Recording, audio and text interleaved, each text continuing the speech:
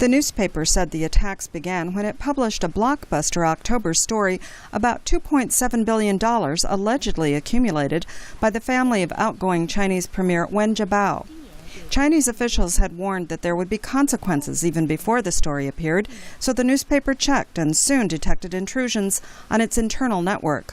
Mark Franz is the Times' chief information officer. At that point, we were pretty certain that there were some hackers in our network. We didn't know exactly where they were coming from.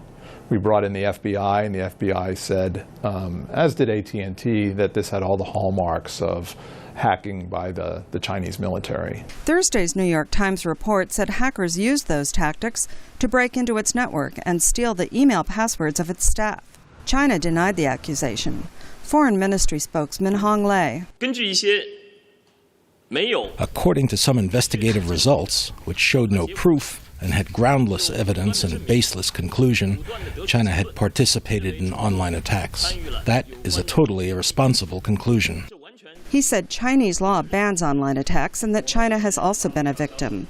Network security expert Paolo Gusti of the New York Institute of Technology says the attack resembled other highly sophisticated hacks by the Chinese military. He said this one tried to conceal its source by going through university computers. That was a very interesting case of hacking. It's definitely performed by very skilled individuals. They used very sophisticated techniques. They tried to hide their tracks, and, well, of course, they had a very high-level target. The hackers' target may have been the identity of confidential sources for the Times story about Wen Jiabao's family wealth. There were none, however, according to the newspaper, since all its information came from public documents in China. Gusti said the damage can be repaired quickly, but it is very difficult to prevent hackers from breaking into private computer systems.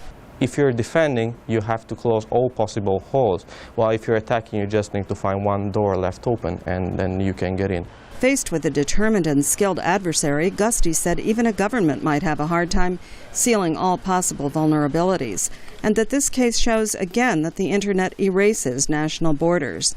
The New York Times, too, says it expects further attempted hacks in the future. Carolyn Weaver, VOA News, New York.